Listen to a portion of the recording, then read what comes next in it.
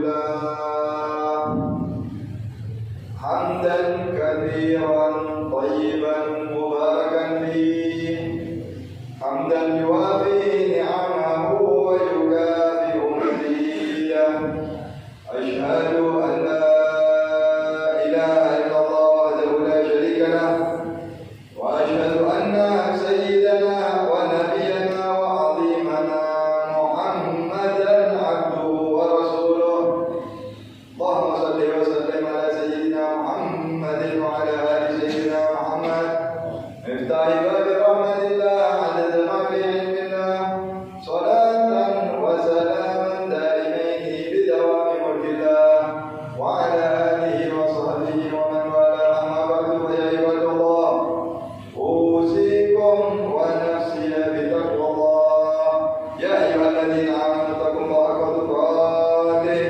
ولا تموتن إلا وأنتم مسلمون معاشر المسلمين وزمرة المؤمنين sidang Jumat rahimahumullah.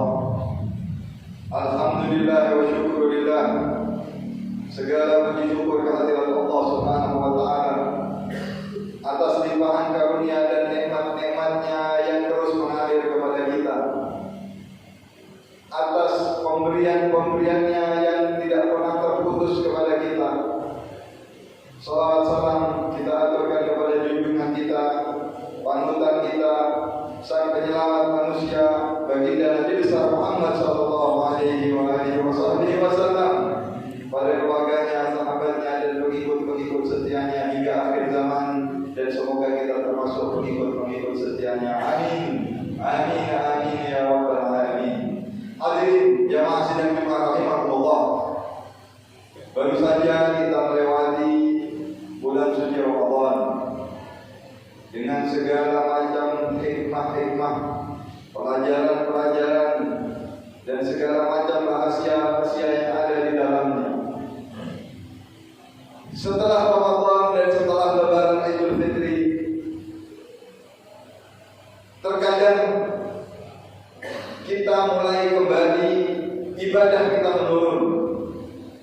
Bahkan banyak setelah Lebaran ini orang-orang menderita sakit. Waktu kita mulai tidak teratur lagi, ibadah kita tidak teratur lagi. Kenapa? Karena kita tidak mengambil pelajaran penting dari bulan suci Ramadan. Kita tidak mengatur waktu kita sebagaimana kita mengaturnya di bulan suci Ramadan. Hal itu kebanyakan bukan disebabkan karena kekurangan. Orang sakit bukan kekurangan makan, bahkan justru berlebihan. Karena berlebihan makan sehingga mereka sakit. Berlebihan di dalam tidak bisa mengatur waktu.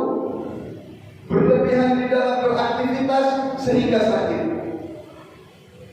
Karena itu masyarakat muslimin rahimahullah, dalam kesempatan khutbah Jumat yang mubarakah ini, sebagai mengambil pelajaran dari bulan suci Ramadan, ada 3 pelajaran penting yang perlu kita renungkan dari bulan suci Ramadan.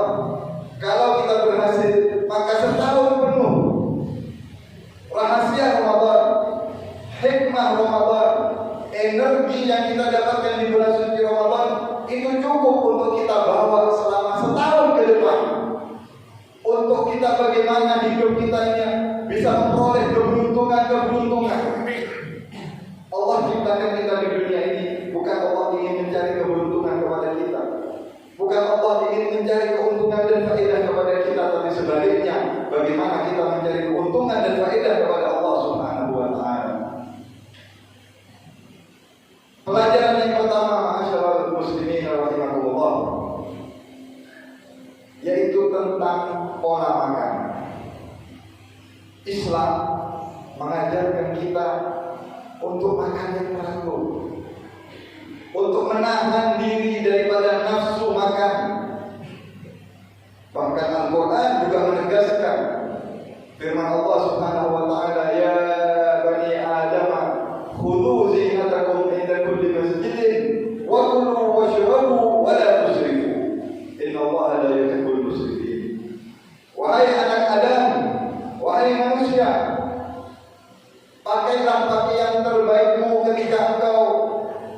akan menuju masjid beribadah kepada Allah.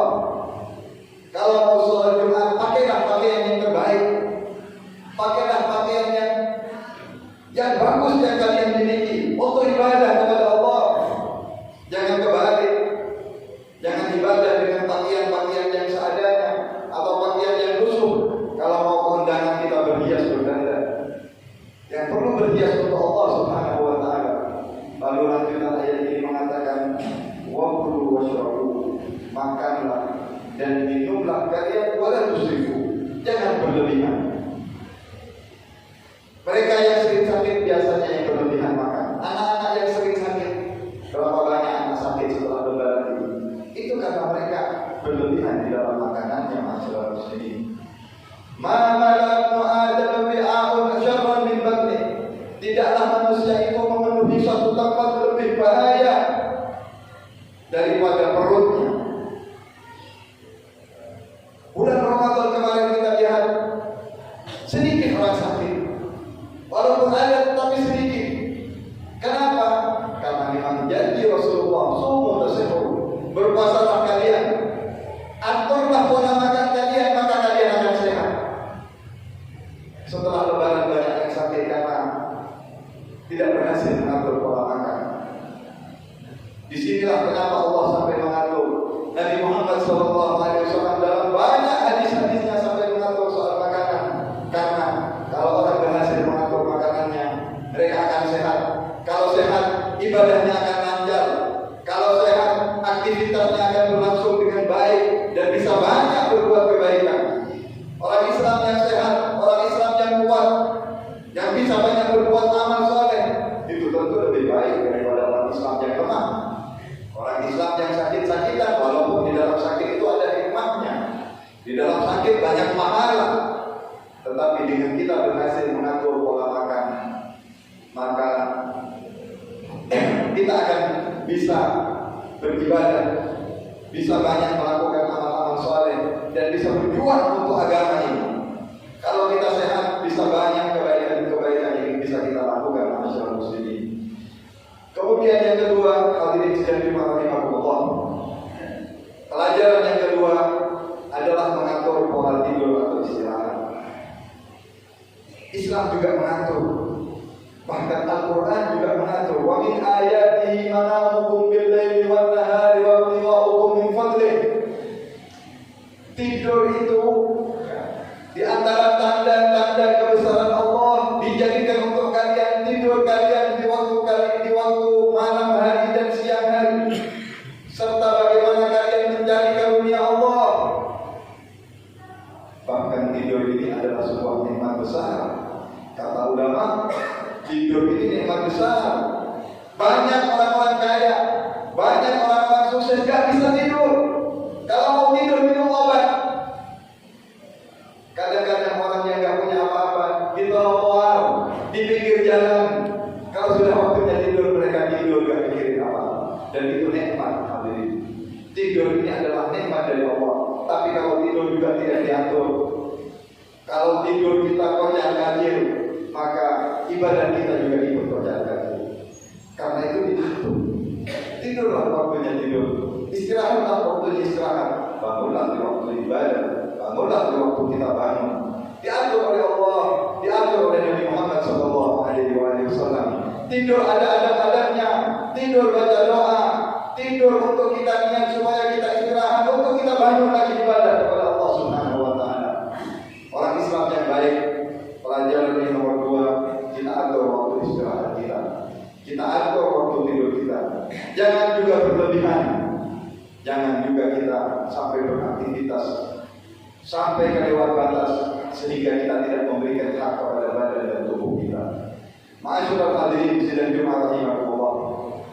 Pelajaran yang ketiga, hikmah yang ketiga, aturlah waktu ibadah kita sehingga ibadah kita tidak kocar-kacir dan tidak menurun. Bulan Ramadan ibadah kita teratur. Bulan Ramadan banyak yang istiqomah sholat witir, banyak yang istiqomah sholat qobliyah ba'diyah. Pertanyaannya, setelah Ramadan masihkah kita bisa istiqomah seperti bulan suci Ramadan? Bulan Ramadan banyak yang istiqomah ke masjid. Setelah Ramadan Masihkah kita ke masjid atau sudah jarang? Bulan Ramadan kita ngaji Al-Quran 1 juz, 2 juz, bahkan mungkin lebih. Mungkin ada yang 3-4 juz satu hari. Pertanyaannya setelah lebaran, adakah kita masih mengaji walaupun 1 juz? Bahkan walaupun 1 atau 2 lembar kita masih buka kalam Allah? Atau jangan-jangan kita sudah berhari-hari dan berminggu-minggu tidak membuka Al-Quran Al-Karim? Atau jangan-jangan kita sudah putus hubungan dengan Al-Quran? Ibadah kita sudah menurun. Karena itu diatur pola waktu ibadah kita. Hadirin, suatu hari ada sahabat Rasulullah SAW yang bernama Salman Al-Farisi. Sahabat Salman ini berkunjung kepada saudaranya, kepada sahabat akrabnya, dan dia nginep di rumah sahabatnya tersebut beberapa hari. Sahabat Salman yang dikunjungi bernama Abu Darda. Ketika berkunjung ke rumah Abu Darda, sahabat Salman Al-Farisi melihat istrinya Abu Darda, yaitu Ummu Darda, dalam keadaan wajahnya pucat-pucat, dalam keadaan pakaiannya lusuh, dan seperti orang yang sedang tidak terurus. Maka sahabat Salman Al-Farisi bertanya kepada Ummu Darda, "Wahai Ummu Darda, kenapa aku melihat engkau ini seperti tidak terawat? Badanmu kurus, kering, kerontang, pakaianmu lusuh."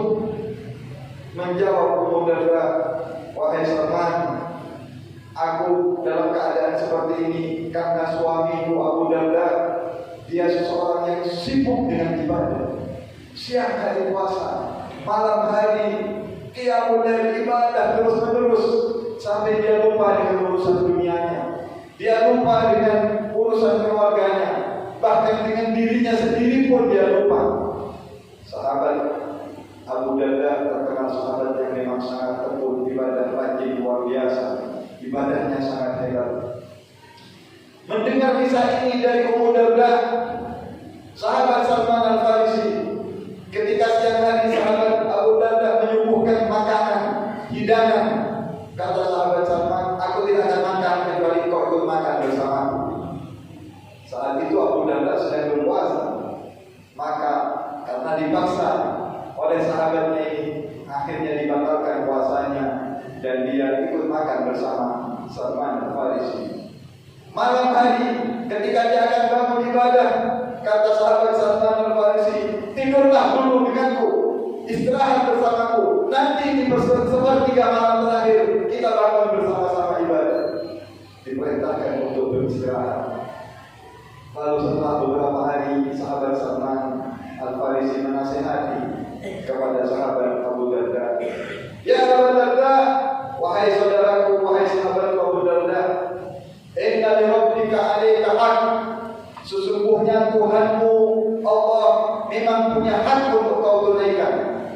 Wa inna li ahlika 'alaika haq, dan ketahuilah keluargamu, anak istrimu punya hak yang harus kau tunaikan. Wa inna li nafsika 'alaika haq, dan tubuhmu sendiri, badanmu sendiri itu punya hak untuk kau tunaikan haknya. Jangan kau mati-matian beribadah sampai kau melupakan tentang kesehatan dirimu. Fa'ati kulladhi haqqin haqqan, kata sahabat Salman, berikanlah setiap masing-masing yang mempunyai hak, maka berikan haknya masing-masing. Setelah kejadian ini, kisah ini sampai kepada baginda Rasulullah Sallallahu Alaihi Wasallam. Rasulullah pun mengomentari nasihatnya Salman serta apa yang dilakukan Salman kepada Abu Darda. Lalu Rasulullah mengatakan, "Shadaqa Salman." Benar yang disampaikan oleh Salman, benar apa yang telah dinasihatkan oleh Salman kepada Abu Darda. Karena itu ma'asyiral muslimin rahimakumullah, kita semua punya hak. Badan kita punya hak. Jangan kita sakiti, jangan kita zalimi, jangan kita telantarkan badan kita, supaya kita bisa beribadah kepada Allah Subhanahu wa taala dengan baik dan bisa banyak mengumpulkan berkah untuk akhirat. Keluarga kita juga punya hak. Anak istri kita punya hak. Tuhan kita Allah punya hak. Tunaikan tunaikanlah haknya masing-masing. Ambillah pelajaran dari bulan suci Ramadan. Atur pola makan kita, atur pola istirahat kita, atur ibadah kita, jangan sampai menurun. Jangan sampai ibadah kita berkurang. Kalau menurun hanya sedikit, supaya kita menjadi abdul rabbani, hamba yang taat patuh sesuai dengan yang diperintahkan Allah Subhanahu wa taala, mengikuti aturan-aturan Allah, mengikuti aturan-aturan baginda Nabi besar Muhammad sallallahu alaihi wasallam. Semoga Allah Subhanahu wa taala jadikan kita hamba-hamba yang bertakwa. Allah jadikan kita hamba-hamba yang salihin, salihat, sehat, afiat, bisa banyak beramal, bisa banyak berjuang untuk agama, berjuang untuk beribadah kepada Allah, melaksanakan segala perintah Allah, menjauhi segala larangan-larangan Allah, dan Allah selamatkan kita. Allah berikan petunjuk kepada kita, Allah berikan kebahagiaan kepada kita di dunia dan akhirat. Semoga Allah berikan pertolongan kepada kaum muslimin, terutama di Palestina dan di seluruh negeri-negeri Islam yang berjuang. Semoga Allah beri kemenangan kepada mereka, semoga Allah beri pertolongan kepada mereka, dan semoga Allah hancurkan sehancur-hancurnya Zionis, orang-orang Yahudi, musuh-musuhnya Allah